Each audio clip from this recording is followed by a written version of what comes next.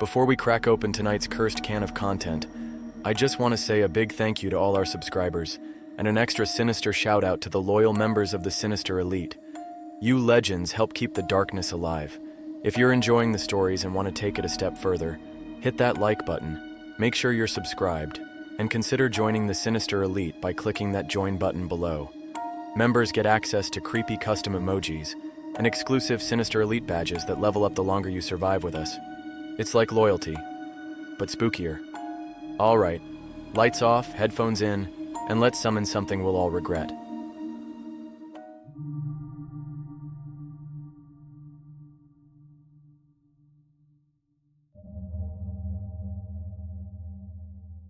If you've never worked the night shift at a storage facility, imagine babysitting 1,000 closets for people who couldn't bear to keep their weird stuff at home.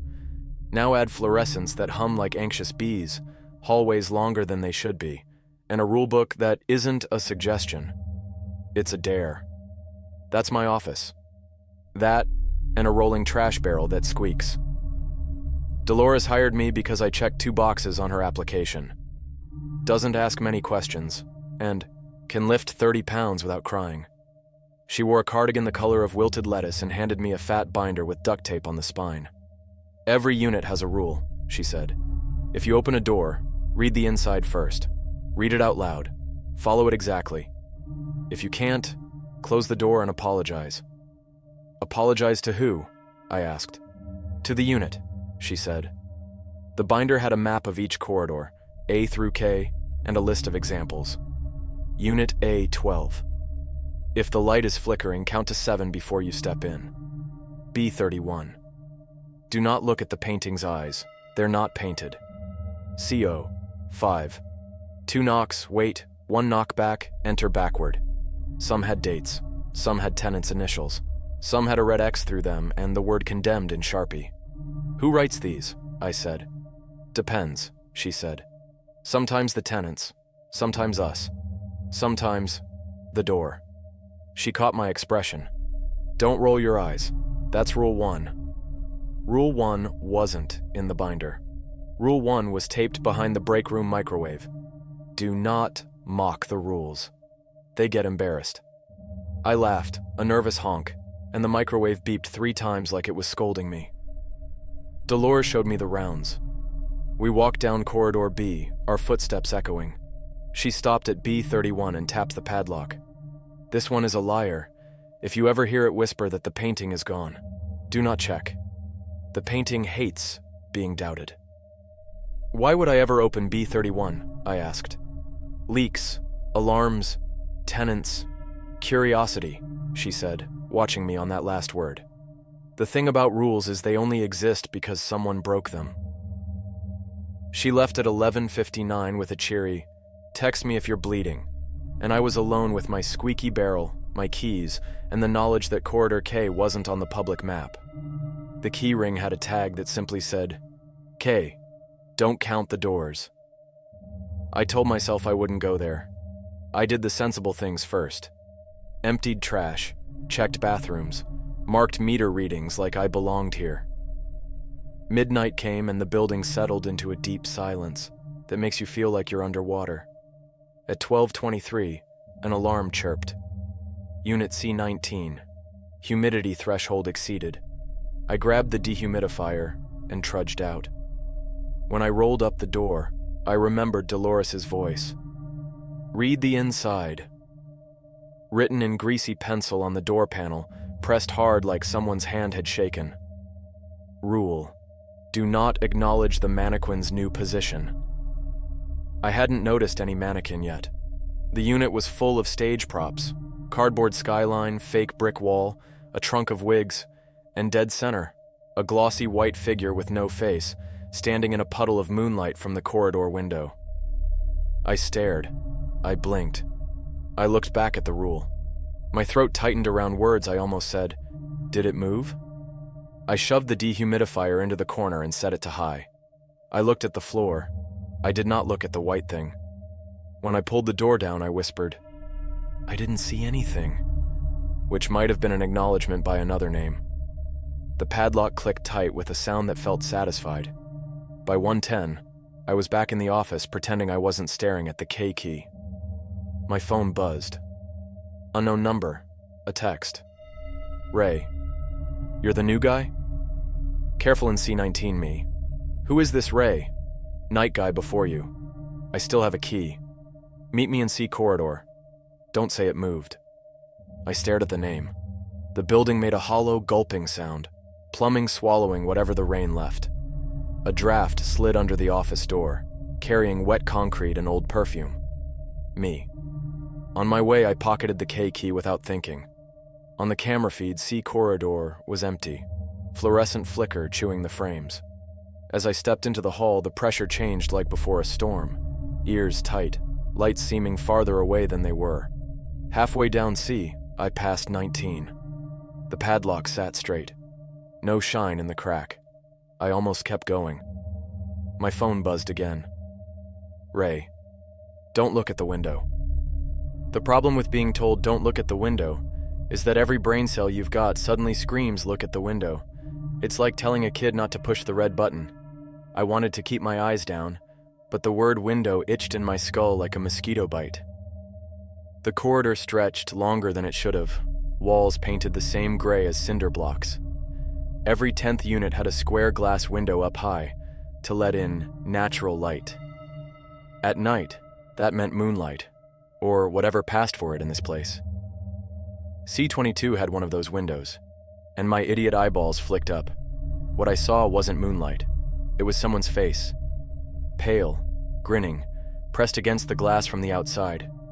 The only problem? C22 wasn't an outside wall. It was buried in the middle of the building. I froze. My stomach turned to ice water.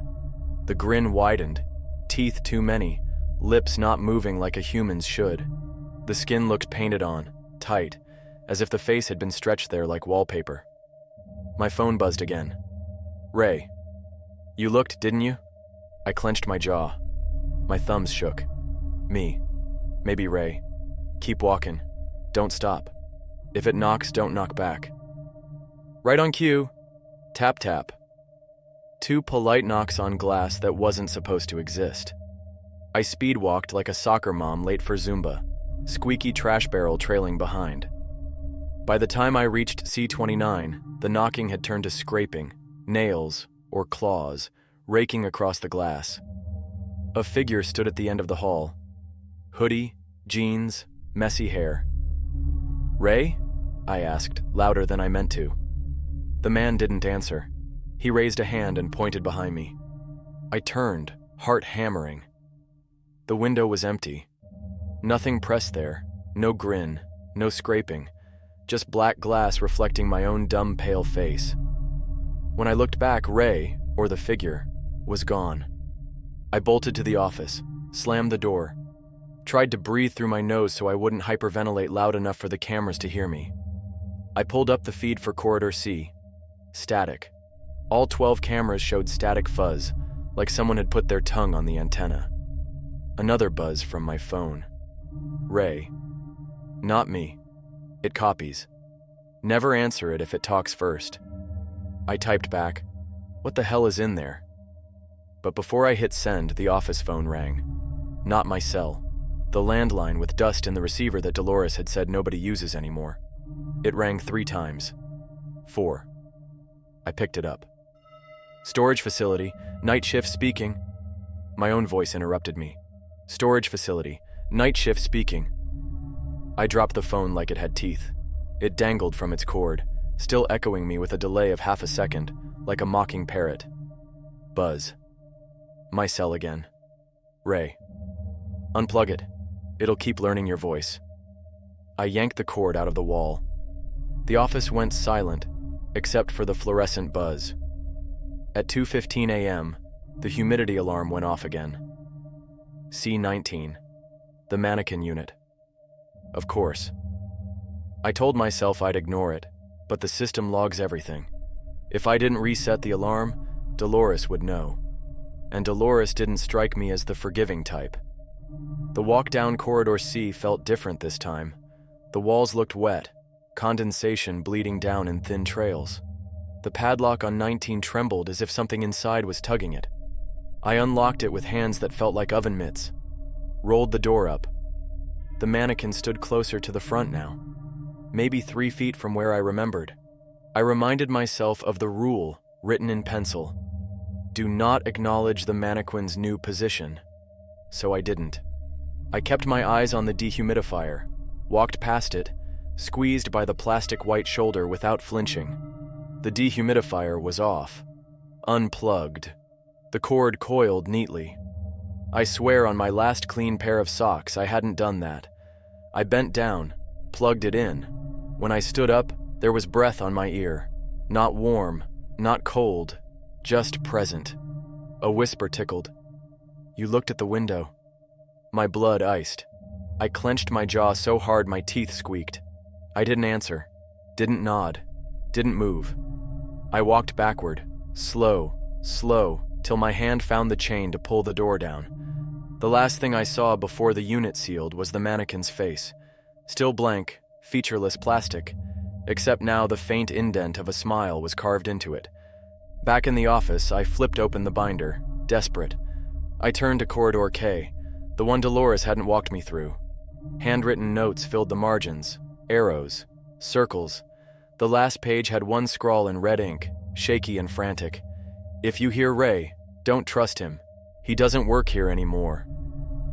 My phone buzzed one last time. Ray, meet me at K corridor. Bring the key. It's the only safe place. I stared at the tag again. K. Don't count the doors. And for the first time that night, I wondered if I was already being counted.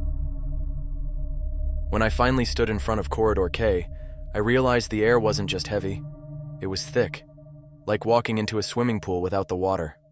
My skin prickled, and the fluorescent lights buzzed just a little lower here, like they were afraid to be too loud. The key tag swung from my hand. K. Don't count the doors. Simple enough, but my brain already itched to start counting. Corridor K looked like the others at first. A long hall, rows of roll-up units with padlocks, shiny concrete floors that could double as ice rinks. But something was off. The shadows stretched too far, like each door cast a shadow longer than it should. My phone buzzed. Ray. Inside. Halfway down. Hurry. Halfway down meant doors. I forced myself not to look at them in sequence. Not to tally, just eyes forward. Left-right shuffle like I was trying to watch for traffic. But curiosity is a knife. I glanced at the nearest unit. K02. No, don't count. Don't. But there it was. Painted clear. 02. My lips almost whispered it, but I bit down hard. Halfway down, a figure leaned against a door. Hoodie, jeans, same silhouette I'd seen in corridor C. Ray? He lifted his head. His face was shadowed, like the hood was deeper than it should be. You came, he said. Voice normal. Too normal. Good. You brought the key? I held up the tag. Yeah. Perfect, use it. He pointed to the lock on the door behind him. K12. I froze. My stomach twisted.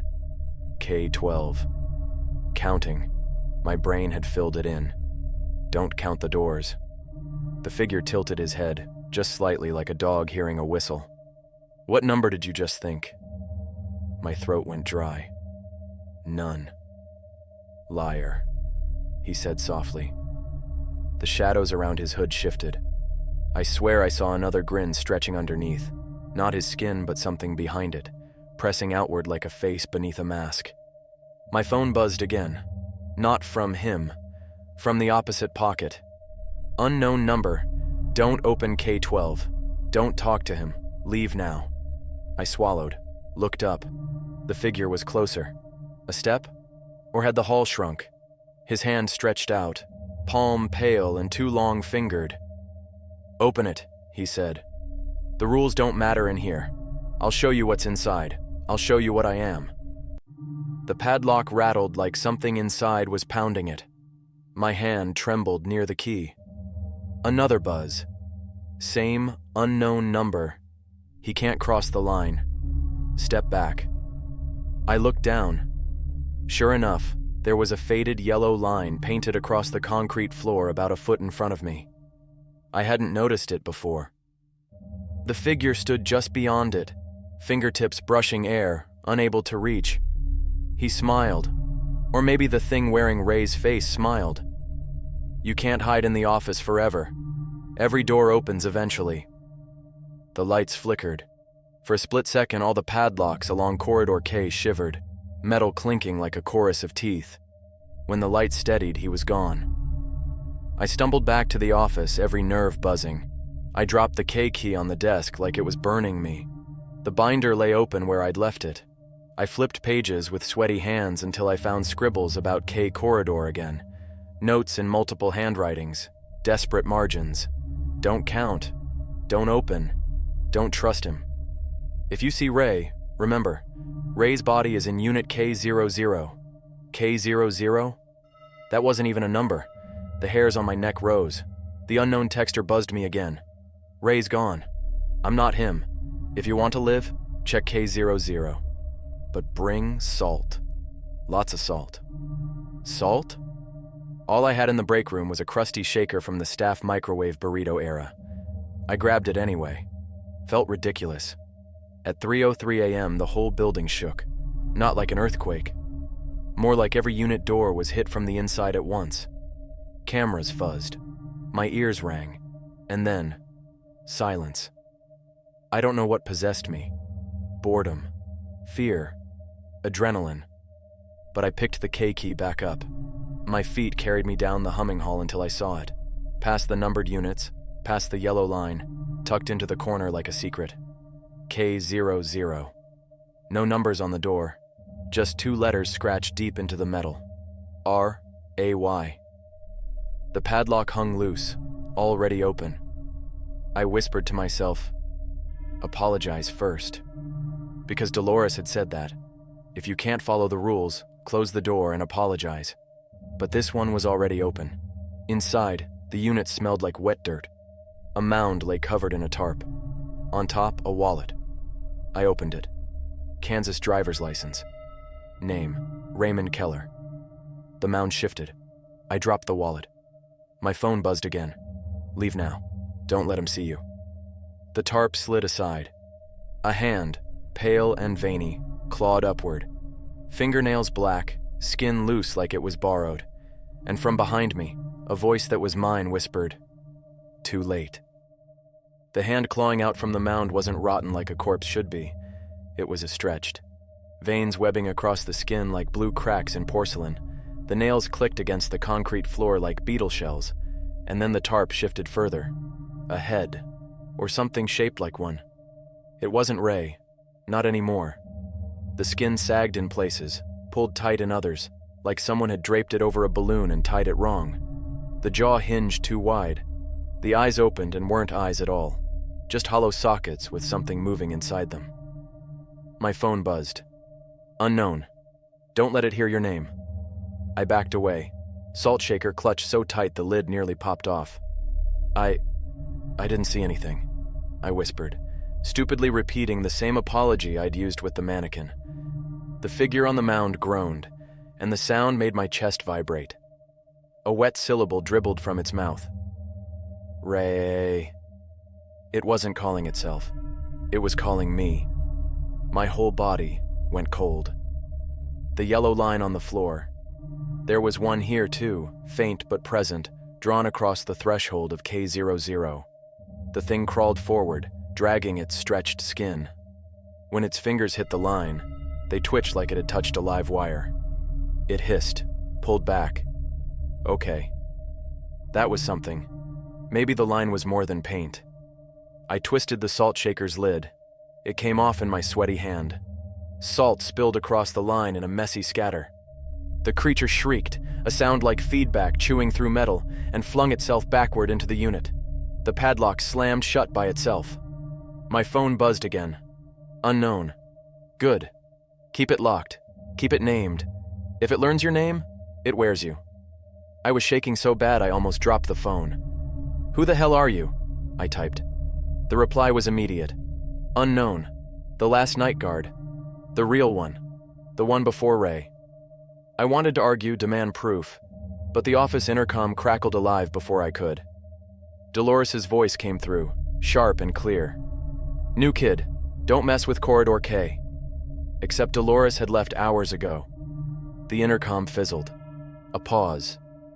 Then, mimicking her tone, but warping it just enough. Or maybe do. "We're so hungry." I bolted out of there and back toward the office, heart slamming like a drum. The whole building seemed to breathe with me. Air vents sighing in sync, walls creaking in rhythm. At 3:45 a.m., the alarm started again. Not one unit. All of them.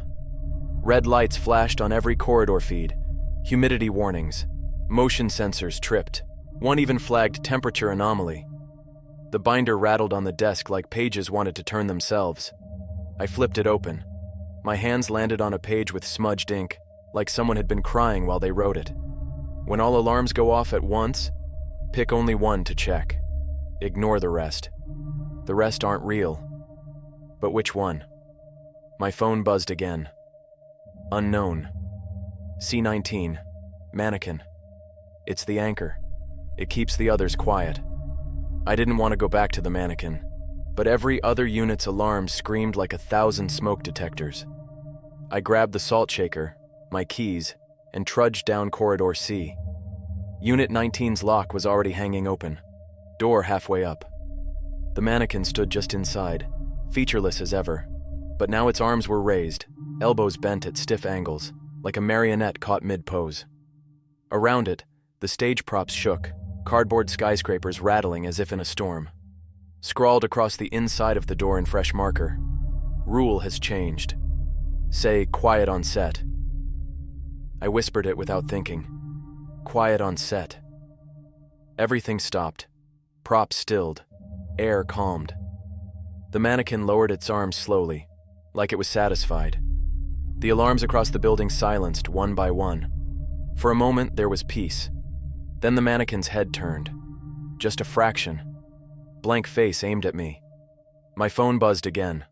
Unknown. Never speak on its stage twice. Get out.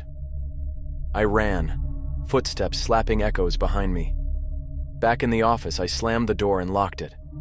The binder now lay open on its own, flipped to the last page I hadn't seen before. A single line, written in the same shaky hand as the red scrawl about Ray. If the rules start changing on their own, it means the facility wants you. Don't let it write you into them. And in the reflection of the office window, I swear I saw my own face staring back, smiling, lips moving, before I even opened my mouth. When your own reflection smiles before you do, that's not insomnia. That's not nerves. That's the building testing its penmanship on your face. I backed away from the office window, heart pounding. The binder sat open on the desk, pages fluttering without wind. A fresh line appeared across the bottom margin in jagged ink, letters carving themselves like claws. New rule. Don't ignore your reflection. It gets lonely. I slammed the binder shut. My phone buzzed. Unknown. It started writing you. I typed fast. What do I do? The reply came back before I finished blinking. You need to find the original rule sheet, before the building rewrites you into all of them. The original what? I muttered. Unknown. Every facility has one. Ours is hidden in D corridor. Unit 07. The master rule. If you read it out loud, it resets everything. I wasn't sure what terrified me more, that the building was rewriting me into its script, or that I trusted a stranger on the other end of a burner phone more than my own boss. Corridor D was colder than the others, like someone had cranked the AC only here. My breath fogged. The padlocks dripped condensation. The door numbers looked freshly painted even though Dolores had told me some hadn't been touched since the 70s. Unit 7's lock wasn't just closed, it was welded shut. Big, ugly globs of metal like scars. Across the door, painted in huge black letters, do not open. Ever. Of course. I checked the inside panel anyway. Some old note was taped there under layers of duct tape. I peeled one edge and read just enough to catch the words. Master rule. Read only if absolutely necessary. That was it. No actual rule, just the promise of one. Behind me, footsteps echoed. Slow.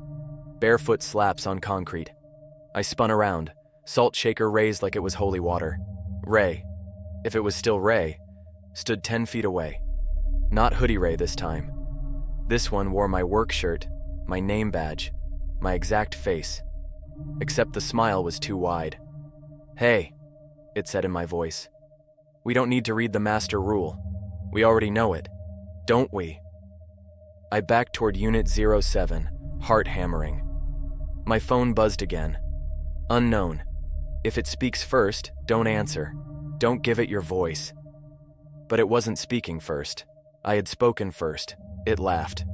"Caught you." The binder back in the office slammed itself open. I could hear it across the building, a distant whap echoing like a gunshot. My phone buzzed again with one new line. "You've been written." I ran. Corridor blurred. Doors slammed shut on their own as I passed, padlocks clanging like cymbals. The reflection me chased behind, voice doubling mine with a half-second delay. Every breath I took, it took. Every curse I muttered, it muttered louder. Back in the office, the binder's pages were flipping so fast the air stirred. I slapped it shut again, but fresh ink bled through the cover. New rule. If you leave before 6 o'clock, you belong to us. The clock on the wall ticked 4:22 a.m. My legs gave out. I slumped against the wall, salt spilling across the tile.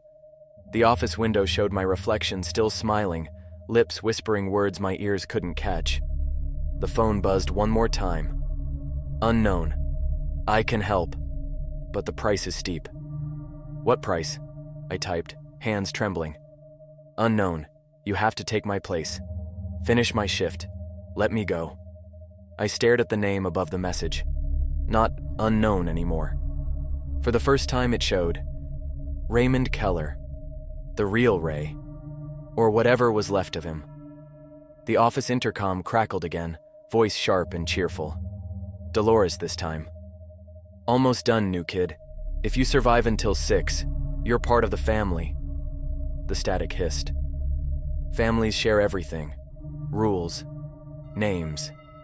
Faces. The lights flickered out across the cameras. Every corridor feed went black except for one. K00. The unit where Ray's body, or what passed for it, had been buried. The camera zoomed on its own, pulling closer and closer until the screen was nothing but that mound under the tarp. And then, words began carving themselves across the monitor in static. Final rule. To leave, someone else must stay. The clock ticked 4:59. I wasn't sure who they wanted more. Me, Ray, or whoever opened the door next. The clock on the wall glowed 5 a.m. One more hour until sunrise. One more hour until Dolores waltzed in with her wilted lettuce cardigan and a fresh pot of gas station coffee like nothing was wrong. One more hour until I either made it out or stayed here forever. The binder rattled on the desk again. This time it didn't flip pages. It simply opened to the very back cover. There, in letters gouged into the cardboard, was a sentence that hadn't been there before. The new kid must choose who stays. My phone buzzed. Ray, don't pick me. You saw what's left of me. It won't let me out anyway. Pick someone else. I typed fast, fingers shaking. Who? The reply came after a pause, like even the thing on the other end was hesitant. Ray. Dolores. She knows the rules. She's been feeding it for years. That's why she never works nights. I stared at the text. My stomach twisted. Could that be true? The intercom crackled, as if she'd been waiting for me to think it. Don't listen to him, sweetheart. He's bitter. Of course he is. He's been here too long. Don't let him poison you. Her voice softened. Make it through your shift and you'll see. The rules are merciful, if you respect them. The clock ticked 5:20. A slam echoed down corridor C. The cameras fuzzed, then refocused. C19, the mannequin unit. The door was wide open, lock hanging loose. On the feed, the mannequin wasn't still anymore. It walked stiff-legged into the hall, stage props toppling behind it. Its blank face stared straight at the camera, and for the first time it spoke. "Quiet on set!" The alarm screamed across the entire building again. I grabbed the salt shaker. It was nearly empty, just a dusting rattling at the bottom. My only weapon, my only shield. Corridor C reeked like wet cardboard and plastic. The mannequin stood dead center, arms spread, blocking my way. On the inside of its door, new words had been scrawled in fat black marker. Rule updated. The new kid takes a final bow. The mannequin's faceless head tilted, waiting for me to step onto its stage. Behind me, the intercom hissed, "Do it. Finish the show. You'll survive." My phone buzzed. "Ray, don't. Bowing means you belong to it." I tried. "Look at me now." The mannequin raised one arm and pointed. Toward corridor K. Toward K. 0-0. I ran. Every door banged as I passed, fists pounding from the inside. Whispers leaked from vents. The reflection in every metal handle and pane of glass showed me, smiling, already wearing the grin of something that wasn't mine. K00's door stood open. The mound inside had grown, taller, twitching, tarp shredded. Salt lines I'd laid earlier were scattered, broken. My phone buzzed one last time. "Ray, if you want out, feed it someone else. That's the only way. Final rule." The intercom cut in, sharp. "Choose, new kid. Him or me. One leaves, one stays. That's how it's always been." The clock ticked 5:55. I stood there, salt shaker in hand, staring at the mound. It pulsed like a heart, something inside straining to break free. I thought of Ray, trapped here forever. Thought of Dolores, who walked away every morning like her soul wasn't on layaway. I stepped to the threshold. My voice shook. I'm not feeding it." The mound stilled. The alarm stopped. The cameras went black. For a heartbeat, the whole facility listened. Then the binder on the desk in the office slammed shut so hard the sound echoed through every corridor. A single sentence bled through its cover. New rule. If no choice is made, the building chooses. The tarp ripped open. Something tall and boneless unfolded itself from the mound, skin dripping like wax, mouth yawning wide enough to swallow the doorframe. It turned its hollow eyes on me, and in the voice of Dolores, of Ray, of myself, it said, "We choose you." I don't remember much after that, just the lights dying, my reflection peeling itself off the window to grab me, the salt slipping from my fingers. When I woke, the clock on the wall read 6:01. Sunlight stabbed through the high windows. Dolores walked in, humming, coffee in hand. She didn't even look surprised to see me slumped against the wall. "Congrats," she said, sipping. "You made it through your first night." I tried to stand, but my body didn't move. My arms hung stiff, my head turned slow, like a marionette waiting for strings. Dolores smiled. "Oh, you'll get used to it. We all do." In the office window, my reflection didn't move with me anymore. It just smiled, lips mouthing words that weren't mine, and carved into the glass, faint but fresh, was the last rule. Final rule. Welcome to the family.